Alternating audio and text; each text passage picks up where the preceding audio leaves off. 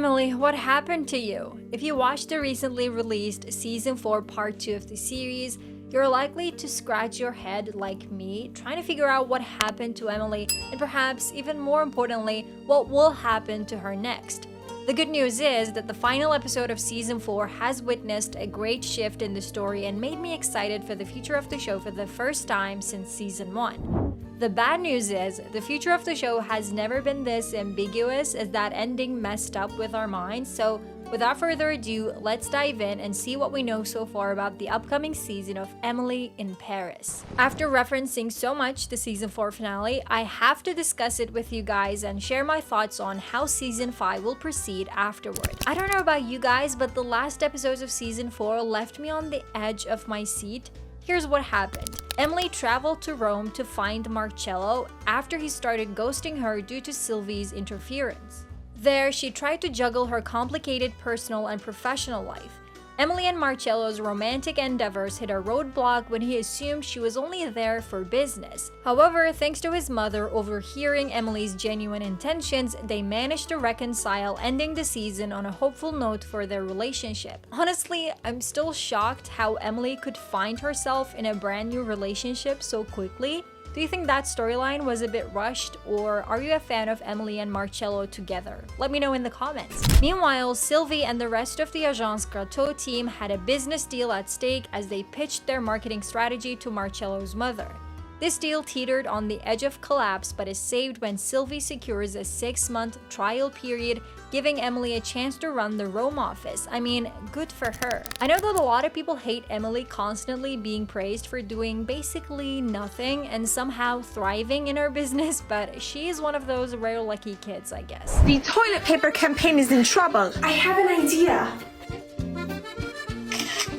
I took a tear from my derriere. Hashtag toilet paper. She has saved the day again. Gabrielle, on the other hand, earned a Michelin star for his restaurant but felt conflicted because his thoughts are still with Emily, who's off in Rome. He even left her heartfelt voicemail, setting up major romantic tension for the next season. It's clear Gabrielle isn't over Emily, and honestly, I don't know what to think about this. On the one hand, like a lot of you guys, I have had a crush on Gabrielle since day one. On the other hand, I think Emily deserves much better. What do you think? Are you rooting for Emily and Gabrielle's romance despite everything? Can't wait to hear your thoughts about it. But even more importantly, where does this leave us for Season 5? Netflix hasn't officially confirmed Emily in Paris Season 5 yet, but this doesn't mean that there won't be a new season of the show. In fact, on the contrary, it seems like all signs point to it happening soon. We got the biggest sign at the 2024 Cannes Film Festival as Paris Jackson and Winnie Harlow teased a guest role in the upcoming season, pretty much confirming that production is already in motion behind the scenes. Plus, reports of a charity auction offering a walk-on role in Season 5 further indicate that Netflix likely plans to continue the show. Based on the show's massive popularity, it's hard to imagine Netflix suddenly pulling the plug. Creator Darren Star has also shared some insights, teasing that surprise storylines from past season might return in the future, which has definitely piqued fan interest.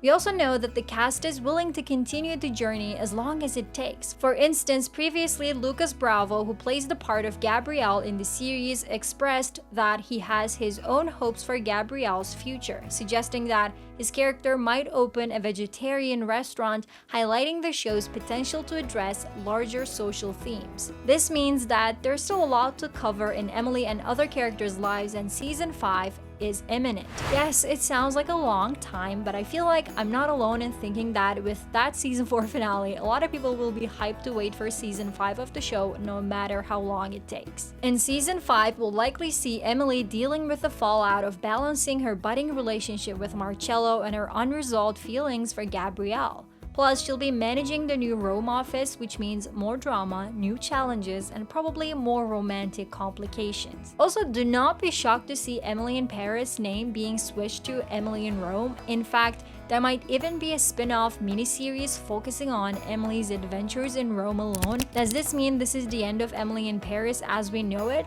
We will see. Professionally, Emily's move to Rome means that we could see her stepping up in a leadership role with potential new characters introduced in the workplace, which could test her abilities.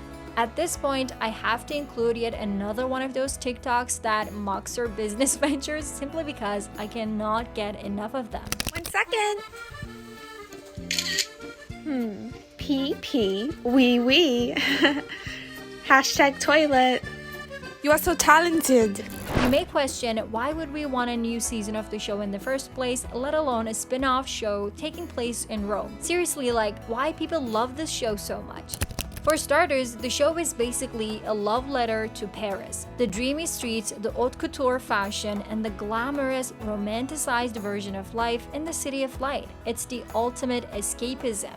Don't get me even started on Emily's over-the-top outfits, which are to die for. The series paints a picture-perfect fantasy of Paris, and despite knowing that it is far from reality, I can't help but hope to see the same atmosphere being achieved in Rome as well. But I know that not everyone is buying into the magic. A lot of critics of the show point out the unrealistic portrayal of Parisian life and Emily herself, like, the stereotypes about everything can be quite overwhelming at times. Also, let's admit, her endless stream of good fortune feels unrealistic, and her relentless optimism comes across as naive or even annoying.